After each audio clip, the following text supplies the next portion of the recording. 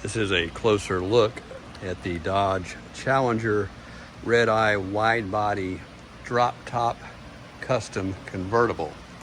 So just to recap, if you saw the first video on this, the drop top custom is a factory authorized convertible conversion, and it was done over a period of time. So this car took quite some time to do, almost 2 years to be exact. So it was a little slow in the process, but it's done pretty nice. And we're going to go over what they kind of did to the car just forensically here. So this car, of course, started life as a coupe, and as they all do. This is reminiscent of, if you know what an 84 Cadillac Eldorado is. This may be before some of y'all's time, but this is a factory authorized convertible conversion that actually is a RPO, meaning it was done by the factory as a convertible, but it started life as a coupe. So it's kind of one of the same things with this. So, and it's reminiscent of that.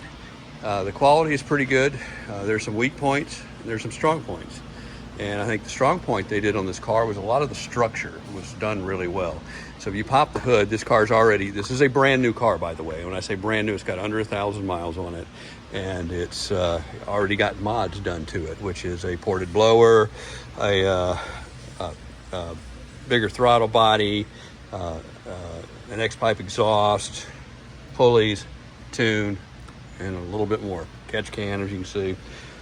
Anyway, we're not going to go into all of it, just that. We're going to go into the convertible stuff. So here's one of the things you do see that they add. They got their name Droptop Customs on it. And so they're basically like a strut bar, cowl type support. And kind of neat. So that's one of the first things you see. So now you get to see the other video showed the car with the top up. This is the top down and the boot on it. And so, of course, this is a black-red car. Hard to argue with that color combination. And this is got all the the leather piping option car, the leather dash, and everything. So this is a fully loaded machine. And so one of the things that they do is, of course, the rear windows are never rolled down in this car, as you know, and not even functional by any means. So these are the switches that are there now for that, and these are this is the convertible top up and down switch there. So that's basically 3 buttons to the system.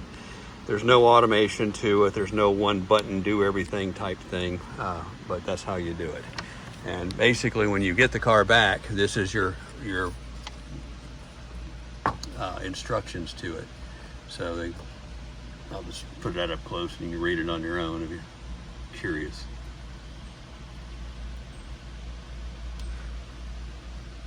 So the top mechanism worked real good, and it's decent.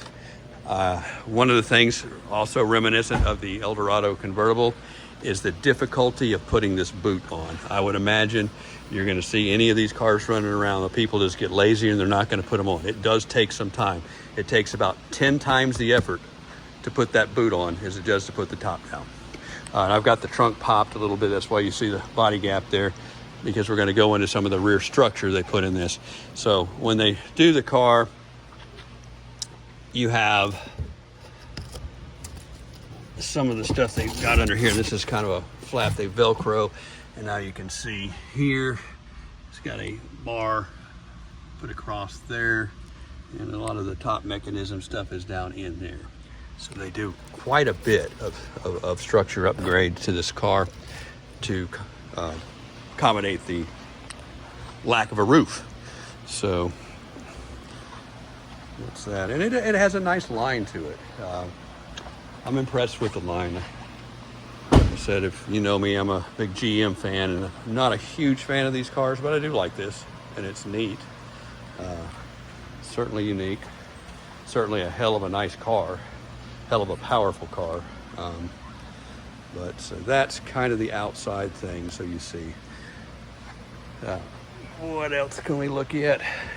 And their workmanship, where they cut the car is done really well. It looks like they just take the top off back in this section here and all the way around. So we'll go look at another Dodge. You can see that this Hellcat over here. So that's where the roof used to be, through here, and they take it, bring it out here. And of course, I think they just removed the back window, so I don't even think they have to do anything back here. That package tray comes out, I'm sure some stuff there, but, and then of course they chop it right about in that area here. So we go back over. It's actually higher above the window than I thought, so more of that roof line does stay on here than I thought. So it's a pretty good gap. It's still there. And that's the finish out there. This is decent, and that's kind of a, I think that's a weak point right there, the way they did that. Probably need some sort of better covering over that, but this is where the top hooks to latch it. And here, it's done well here. That's the window. She was done well here. This is where it used to be the roof. So the two weak points are the effort of the boot, and I think right here is just, I don't find that very fit and finished out what it should be. But all in all, good. We're going to raise the car up on the lift, and you get to see the bottom of it, which gets a whole lot more substantial than what we're looking at here. So this isn't just a, hey, cut the roof off a car and throw a canvas top on it and say, I'm cool. You'll see the real stuff in just a second. Stop the video and so you don't have to watch the car go up the lift. The car's up on the lift now, so that's the profile from down here. And we actually used the structure added by Droptop Customs to put the lift on. So here's a lot of what you see now that was not here before. So all of this black metal framing is added to this car's structure, which gets pretty substantial if you look at it. All through here, all through here, all up here, all up to starting to this point here. So all this, these big bars are added into this car. That's to keep your body structure in place. And it does add a good place to jack the car up and lift too. So that's kind of nice. It's low, but it helps. And this car had a unique, I guess, issue because they build these obviously one size fits all. This thing's got basically an off-road pipe, cross pipe on it, and some, a lot of mods. So these pipes are bigger, and they had this part here, and we're gonna have to do something about it. It's hitting, and I figured they would just have dropped it down and put a deal here to make it more accommodating to the bigger pipes here, but they didn't. And so we've got this wedge in there for right now because it's just literally hitting the bar. And so that's a weak point, but I think that's not their fault. That's because this car has this on it. And so, and that's what created that issue. But we'll work with that and make something better here.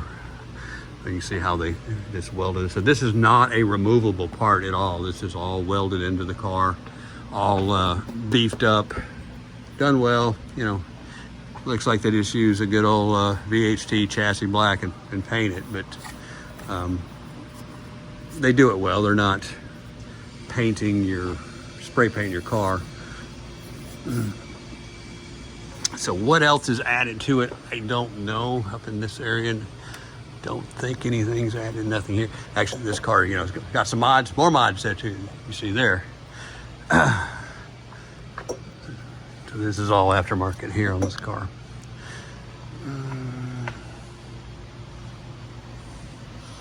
Yeah, this is roughly with a tune and mods on this car. It is a dyno in the low 9s, and that's a proven, not a theoretical deal, because it went to a tuner to do that. before it was even made into a convertible.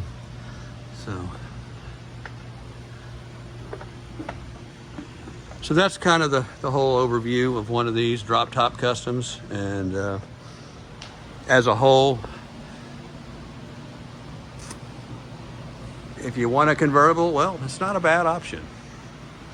I guess Dodge should have done it themselves, but this is, again, a Dodge factory authorized upgrade.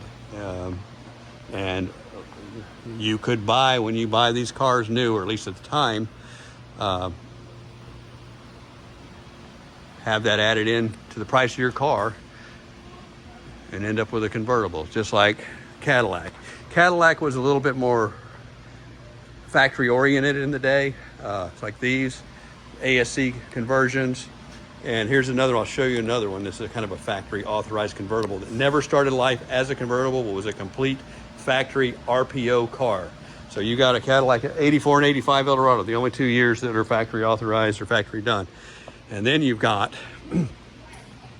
your Camaro convertibles, like this, your IROC convertible. That is a ASC car conversion that started life as a coupe and became a convertible, but it is a complete, has its own VIN as a convertible. So basically GM didn't know how to make the convertibles. They got them to a point on the assembly line and they handed them over to ASC. Because on these factory type convertibles, there's a lot of parts that these cars never got that weren't, you know, you're not going to cut off a car's roof, or cars didn't even come with a back window in them. So they were a little smarter with their production on that. That's where this car was built turnkey as a coupe, ready to go, and then became a convertible under an authorized non-RPO service, which is Droptop Customs in Florida. And like I said, I like the workmanship. I think they did a good job on this car. The time it took to do it was excruciatingly long, so that's an issue right there. I think they probably did good work. People liked it, and they got too busy. So that's a good problem to have for them. Bad problem if you're waiting on it. So again, underneath the car, being around cars all my life, working on them, restoring them, and everything, I can't say as I would have done this any different. I think they were smart and they did it the right way. A few, fit and finish pieces up top that I think could have been a little better, but as a whole, it's a nice package. So that's it. Thanks for watching.